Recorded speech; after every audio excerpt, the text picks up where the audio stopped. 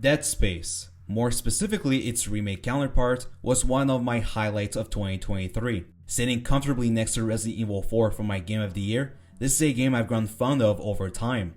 It's not without its flaws, especially in its gameplay balance and player incentive, but for what it's worth, this is an outstanding example of how to excel in action horror shooter.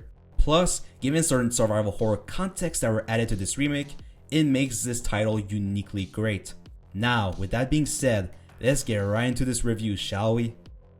Now look, I'm not familiar with the original Dead Space, nor am I familiar with the other entries. So I can't really compare between the new and the old. But what I can do is judge this game by its own merits. And visually speaking, this game is gorgeous, like shockingly beautiful to look at. The realistic and metallic environments pulled me in instantly, and the hyper-interactive gore system was everything.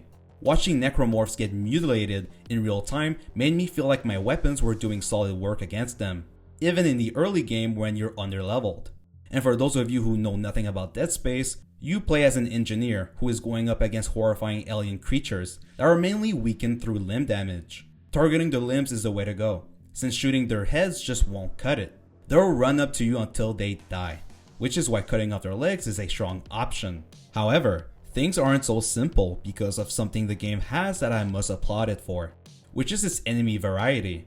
You've got brutes, exploders, leapers, infectors, and the list goes on. With each enemy serving their own purpose on the chessboard, this means that they also each have their own weaknesses.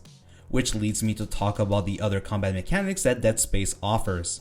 Firstly, we can talk about Kinesis, and it is the first ability you gain in the campaign. This niche little ability allows you to grab any objects from the world that can then be thrown. This includes pipes, which instantly kills most fodder enemies, and a really cool thing you can do is detach the necromorph's bone claws to then throw it back at them. It's an amazing feature for strategy and an amazing way to conserve ammo. And to be completely honest, I never skipped on the opportunity to do so. Next up, we have Stasis, an ability that allows you to slow down parts of the environment, and you guessed it, it can also be used to slow down enemies in combat. Stasis is particularly important for Dead Space's gameplay, as you will often feel that pressure of having to slow down enemies in harder fights.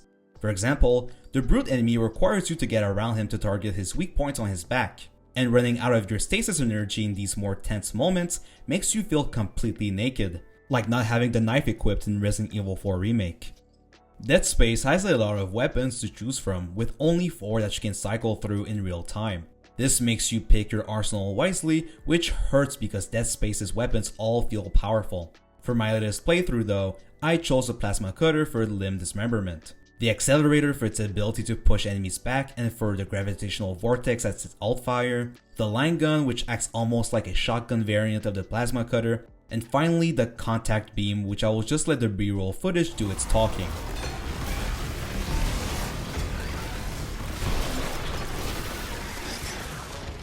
Yeah, that's the good shit.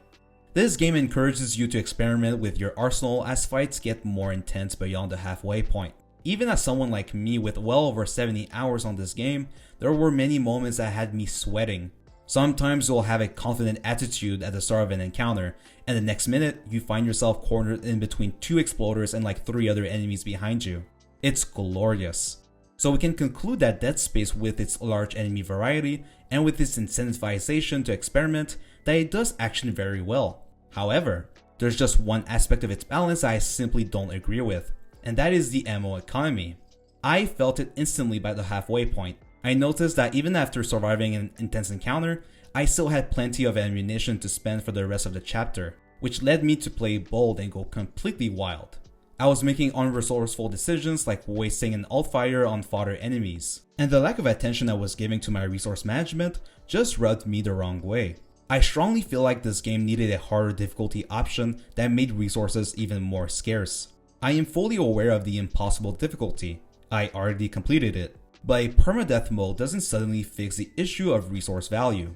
I believe there should have been a difficulty option that made you play more like a survival horror game, similarly to how Chronos handled its difficulty, a mode that engages you in careful resource management and planning. Unfortunately, we never got it, which makes me kinda sad. However, an aspect of the resource economy that I greatly enjoyed was the scarcity of currency and nodes. Consistently throughout my playthrough, I felt the absence of nodes as I desperately needed all of them to upgrade my arsenal. The lack of nodes and currency makes you extremely selective in your purchases. And if there was anything that I wouldn't change about Dead Space, it would be the balancing of their currency system. Exploration isn't so much of a prominent part of Dead Space as it would usually be in a Resident Evil game, but they have made a clear attempt at incentivizing players to explore the Ishimura a lot more. For instance, they've added security doors throughout the maps. The catch is, every door has a security clearance level that the player most likely won't achieve upon discovery, which encourages them to backtrack to older areas to unlock these doors once they're available. They usually lock out an abundance of resources, or a side quest objective, which I did none of them in my latest run. Oops. As for the boss fights, they range from good to outright terrible.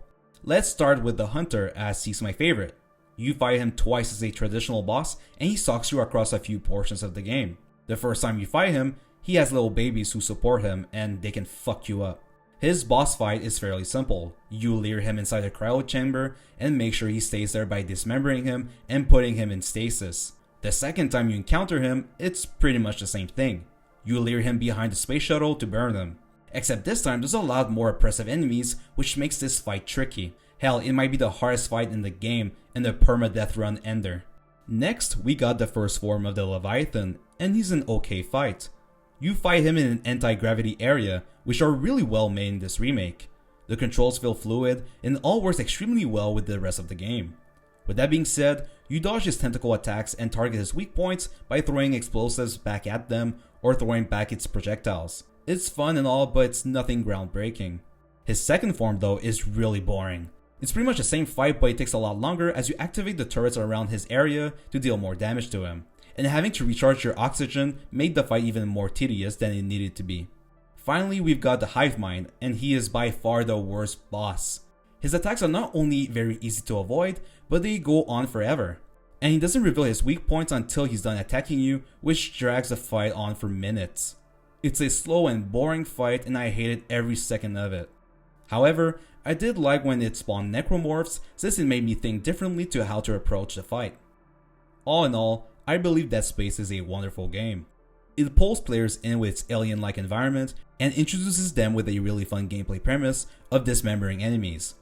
Whilst its ammo economy could have been more fine-tuned, the game still pulls off the action well enough to warrant the spending of resources.